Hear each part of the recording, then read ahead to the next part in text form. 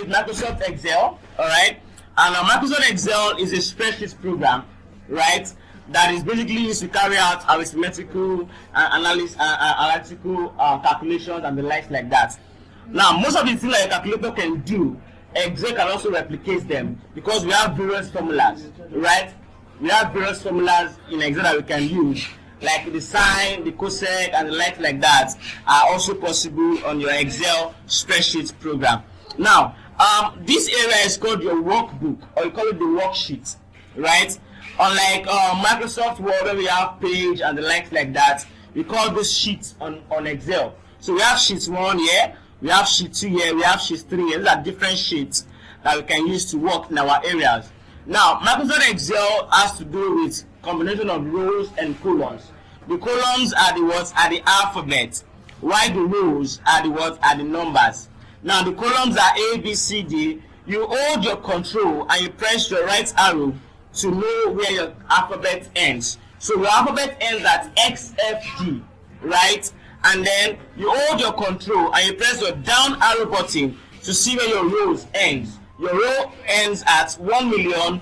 I don't know what that is, but that's the number there, as you can see. So basically that's how it is. Then you hold your control and you press the left arrow key, and then you press the up arrow key to go back to your what? To your row 1, column A, right? In Excel, you make reference to cell, which is what? Rows and column. So if you want to apply any calculations in Excel, the first thing you want to do now is to make reference to what? To what was that? To rows and column, which is the cell. Because rows and column makes up a cell. Now this is column A, row 1. So your cell is currently what? Your active cell is currently what? A1. If I put my mouse here, your active cell is currently what? C2. I put my mouse here, your active cell is currently what? Column E, row what? 4. So that is E4. I put my mouse here, your active cell is currently what? F9. Do you understand that? That is how it is in Excel. So let's say I have this number, I have 2, I have 3, I have 4 over here, and I need to add whatever is here together. Now, the first thing I'm doing in Excel is to use the sign equals to.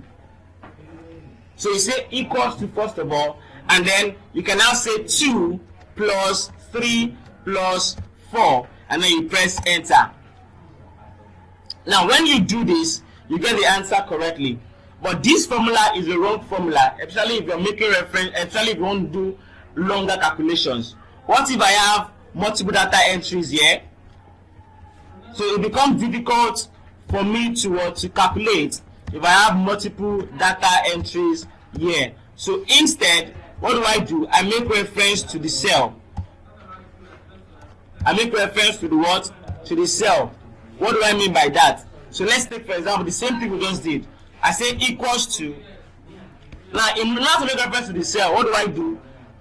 This 2 is in what cell? A1. So I say equals to A1 plus this 3 is in what cell? B1.